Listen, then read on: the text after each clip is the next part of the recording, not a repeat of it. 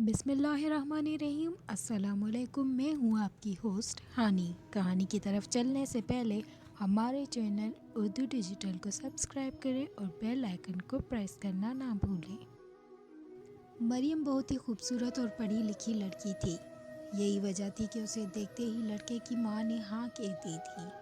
مریم کی شادی 8-9 سال پہلے ہوئی۔ شادی کے پہلے 6 ماہ میں ہی وہ ماں بننے والی تھی۔ ساس، سسر اور نندے سب نے مبارکباد دی۔ سب کہہ رہے تھے کہ دیکھنا لڑکا ہوگا۔ دیکھتے ہی دیکھتے مریم کو ڈاکٹر نے بیٹی کی خوشخبری سنا دی۔ یہ سن کر مریم کی ساس کا منہ بن گیا، جبکہ دیگر افراد اپنے جذبات چھپانے میں کامیاب رہے۔ مریم 2 دن بعد گھر آئی تو معلوم ہوا کہ گھر کے حالات پہلے جیسے نہیں رہے۔ وہ ساس جو دعائیں دیتی تھی کہ آج بے رخی سے بات کر رہی ہے۔ خیر، اگلے ہی سال مریم کی دوبارہ بیٹی پیدا ہوئی اور اس بار نندوں نے بھی مایوسی کا اظہار کیا۔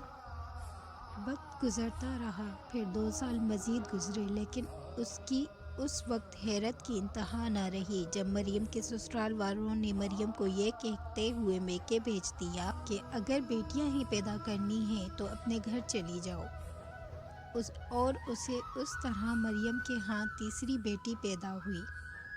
بچی کی پیدائش پر مریم کے سسرال سے کوئی دیکھنے تک نہیں آیا۔ 1.5 ماہ کی بچی اٹھائے مریم گھر واپس آئی تو اس کے لیے زمین بہت گرم ہو چکی تھی۔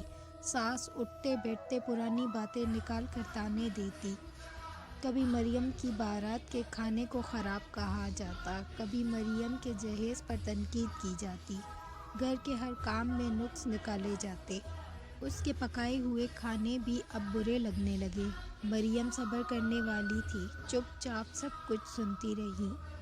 مزید محنت اور خدمت کر کے ساس سسر کا دل جیتنا چاہتی۔ سارے گھر کا کھانا پکانا، کھانا پیش کرنا، برتن دھونا، کپڑے دھونا سب مریم اکیلے کرتی تھی۔ روزانہ ساس کے سر میں تیل کی مالش کرتی۔ مریم کی بڑی بیٹی 5 سال، دوسری بیٹی 3 سال اور تیسری 1.5 سال کی ہو گئی تھی۔ مریم کی بیٹیاں بھی مریم کی طرح ہی خوبصورت اور معصوم تھیں، لیکن اس کے گھر میں اب ان کی کوئی عزت نہیں تھی۔ مریم 4تھی بار ماں بننے والی تھی۔ اس بار ہر نسخہ اور وظیفہ آزمایا گیا، تعویذ لا کر باندھے گئے۔ مریم خود بھی بہت ڈری ہوئی تھی، ہر وقت یہی دعا کرتی تھی کہ اس کے ہاں لڑکا ہو جائے۔ مریم کے سسرال والوں نے پہلے کی طرح اسے اس کے والدین کے پاس بھیج دیا۔ مریم کے ماں باپ اسے ایک پرائیویٹ ہسپتال لے گئے۔ کچھ دیر کے بعد ایک لیڈی ڈاکٹر نے ایک ننھا سا وجود مریم کے سینے پر رکھتے ہوئے مبارکباد دی۔ بیٹی ہوئی ہے۔ یہ الفاظ مریم برداشت نہیں کر سکی۔ اس کا دل رک گیا۔ ہارٹ اٹیک اتنا شدید تھا کہ وہ 40 سیکنڈ میں ہی مر چکی تھی۔ وہ 40 سیکنڈ مریم پر یوں گزرے جیسے 40 سال ہوں۔ ان 40 سیکنڈ میں مریم سوچتی رہی کہ بیٹی پیدا کر کے میں نے کیا گناہ کیا ہے؟ میری 3 بچیوں نے کیا گناہ کیا؟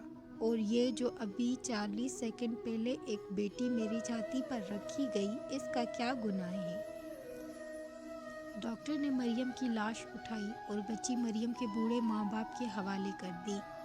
دنیا کی سوچ اس دن ٹھیک ہو جائے گی جب لوگ مٹھائی بانٹ کر کہیں گے کہ میرے گھر بیٹی ہوئی ہے۔ سیانے کہتے ہیں کہ بیٹیوں سے ڈر نہیں لگتا، ان کے نصیبوں سے لگتا ہے، ورنہ جتنا احساس بیٹیاں ماں باپ کا کرتی ہیں، بیٹے کر ہی نہیں سکتے۔ بیٹیاں بچپن سے ہی اپنی خواہشات، اپنے جذبات کو دفن کرنا سیکھ لیتی ہیں۔ کبھی ماں کی فکر میں ہلکان ہو رہی ہوتی ہیں تو کبھی بھائیوں کی فکر میں گھل رہی ہوتی ہیں۔ لوگ کہتے ہیں بیٹیاں بوجھ ہوتی ہیں، جبکہ حقیقت میں وہ بچپن سے ہی بوجھ بانٹتی ہیں۔